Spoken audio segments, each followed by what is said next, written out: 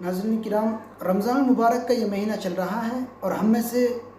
سبھی لوگ روزہ رکھ رہے ہیں، لیکن آپ کو حیرت ہوگی یہ جان کر کہ روزے کی حالت میں ہم سے کچھ غلطیاں ایسی سرزد ہو جاتی ہیں کہ جن کی وجہ سے ہمارا روزے کا ثواب کم ہوتا چلا جاتا ہے۔ اسی لیے علماء کرام نے روزے کے کچھ آداب بیان کیے ہیں کہ اگر کوئی شخص روزے کی حالت میں ان آداب کی رعایت کر لیتا ہے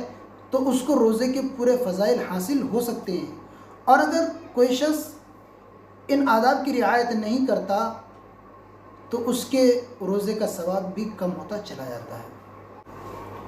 ان میں سے سب سے پہلی چیز ہے اپنی نگاہ کی حفاظت، یعنی ہم روزے کی حالت میں اپنی نگاہ کی حفاظت کریں۔ نگاہ کے ذریعے جتنے بھی گناہوں کے کام ہو سکتے ہوں، اللہ کی ناراضگی والے کام ہو سکتے ہوں، ہم ان تمام کاموں سے بچیں۔ روزے کی حالت میں ہم کامیڈی اور ڈراموں کے دیکھنے سے بچیں، فلمیں دیکھنے سے بچیں، کیونکہ اگر کوئی شخص روزے کی حالت میں بھی ان چیزوں سے نہیں بچتا تو اس کا روزے کا پھر ثواب کم ہوتا چلا جاتا ہے۔ تو ہم اپنی آنکھوں کی گناہوں سے بچیں، غیر محرم عورتوں کو دیکھنے سے بچیں، مرد غیر محرم عورت کو دیکھنے سے بچے،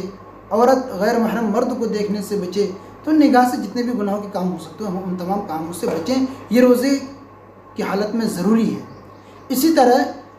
ہم اپنی زبان کی حفاظت کریں، یعنی روزے کی حالت میں ہم جھوٹ نہ بولیں، غیبت نہ کریں، چغلی نہ کریں، فحش کلام اور بدگوئی ہماری زبان سے سرزد نہ ہو، کسی کی ہم برائی نہ کریں، کسی کے لعن طعن نہ کریں،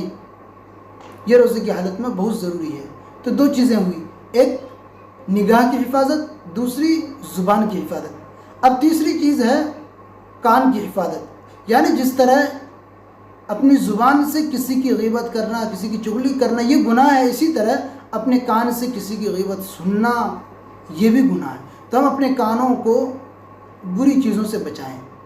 بری چیزوں کے سننے سے بچائیں، گناہوں کے چیزوں سے بچائیں، گانا سننے سے بچائیں، غیبت اور چغلی کے سننے سے بچائیں۔ چوتھی چیز ہے دیگر اعضاء کی حفاظت، یعنی جس طرح کان کی حفاظت، نگاہ کی حفاظت، زبان کی حفاظت ضروری ہے، اسی طرح دیگر جو ہمارے اعضاء ہیں جیسے ہاتھ ہے تو ہم اپنے ہاتھ کی حفاظت کریں کہ ہمارے ہاتھ سے کسی دوسرے کو تکلیف نہ پہنچے، کسی کو ٹھیس نہ پہنچے۔ اسی طرح ہم اپنے پیر کی حفاظت کریں کہ ہم اپنے پیروں سے کسی گناہوں کے کاموں پر نہ جائیں۔ اسی طرح ہم اپنے پیٹ کی حفاظت کریں، یعنی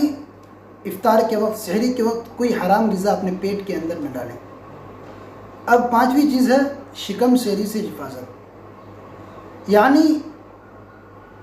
ہم زیادہ کھانے سے بچیں۔ بہت سے لوگوں کو آپ نے دیکھا ہوگا کہ وہ روزہ رکھنے کی وجہ سے دن بھر کچھ کھا نہیں پاتے، تو افطار کے وقت اتنا کھا لیتے ہیں کہ ان کا چلنا پھرنا مشکل ہو جاتا ہے۔ تو ہم سحری و افطار میں اتنا نہ کھائیں کہ خود پریشانی میں مبتلا ہو جائیں۔ انسان کو درمیانی والی پہلو اختیار کرنی چاہیے کہ ہم اتنا کھائیں کہ ہمارا پیٹ تو بھر جائے مگر جی نہ بھرے، یہ معتدل پہلو اختیار کرنی چاہیے۔ اب چھٹی چیز ہے روزہ نماز کی حفاظت، یعنی روزہ رکھنے کے بعد ہمارے دل میں یہ خیال ہو کہ ہم نے جو روزہ رکھا تھا کہیں ہم سے کوئی غلطی تو نہیں ہو گئی کہ جس کی بنا پر ہمارا روزہ اللہ کے نزدیک پسندیدہ نہ ہو، مقبول نہ ہو۔ اسی طرح نماز پڑھنے کے بعد ہمارے دل میں یہ خیال ہو کہ ہم نے نماز تو پڑھ لی لیکن نماز میں کوئی ہم سے ایسی غلطی تو نہ ہوئی، کوئی کمی تو نہیں ہوئی کہ جس کی بنا پر اللہ کو یہ نماز ہماری پسند نہ ہو۔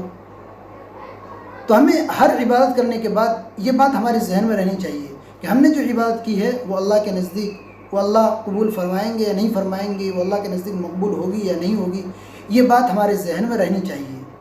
کہ ہم نے جو عبادت کی ہے اس میں کسی قسم کی تکبر نہ ہو، دکھلاوا نہ ہو، کوئی ریا نہ ہو۔ تو اللہ تبارک و تعالیٰ سے ہر عبادت کرنے کے بعد ہم یہ دعا کریں کہ اللہ میں نے جو عبادت کی ہے، جو ٹوٹی پھوٹی عبادت ہم نے کی ہے، اس کو اپنے فضل و کرم سے قبول فرما لیجیے۔